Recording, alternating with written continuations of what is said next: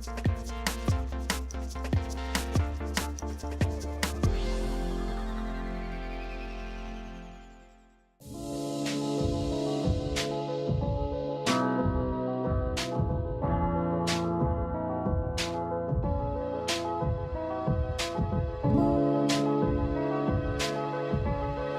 always drives the work is the design quality. And it doesn't matter the project type, it doesn't matter the project size, it almost doesn't matter kind of whether it is a typological room, architectural space, or an element like a knife, spoon, or fork, both of which we've done. It's maintaining the quality of design. We're very fortunate that we have about 25 people between two offices, and it's very important to us to grow them as professionals, to move ourselves into new markets. Hence, we work in the US, we work overseas, but when people come to me and say, well, what kind of work do you do? We often choose a variety of work, or work comes to us, but what unites them all is that passion for the quality of the design. The launching of our firm was in great part a challenge to the building industry,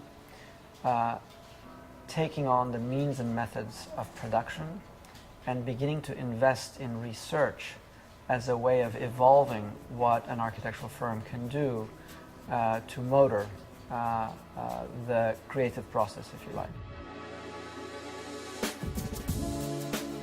We found a location in 2003, 2004. It's a huge factory, if you like, about 4,000 square feet above, as well as 4,000 square feet in the basement, which is for research and development. Within the last 5 to 10 years, the need for the stuff of the office has both expanded and shrank. We have very large equipment in the basement that allows us to actually make things, but we no longer need shelves and bins full of materials and sample brochure product information, because we can get all of that online.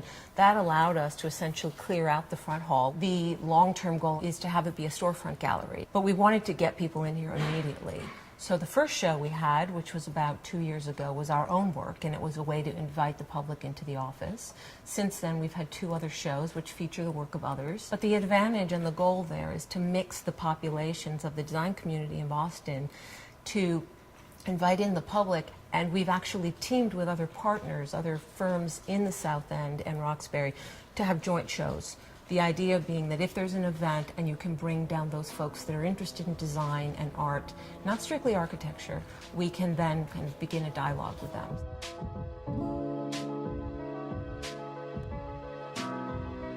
We realized that if we don't start making ourselves, there would be no way of proving to clients about what we can do, but more importantly, how we can engage the building industry in creative ways. At that moment, we were simply just making models that simulated the conditions of construction, but in inventive ways. That led to a series of small commissions. So we started to go up to the scale of the mock-up.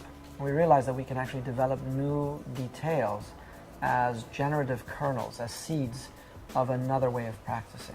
If you think about the exciting reality of being able to tell a contractor or an owner who's told you, well, we love what you've done, but we really frankly can't afford it, and then you can actually go downstairs and prove that indeed they can, is a wonderful feeling, and we have found ourselves in that position more than once. In the best case scenario, it's an instrument with which to collaborate with subcontractors in a productive way. And let's say in the worst case scenario, it's a tool of warfare. But at the end, I think it has a positive intent. It's enabling certain things that have been marginalized in the architectural discipline because of the codification of elements within the building industry. Windows, wall types, stud types, all of these things have in a way calcified the conception of how buildings are specified. This is an alternative path.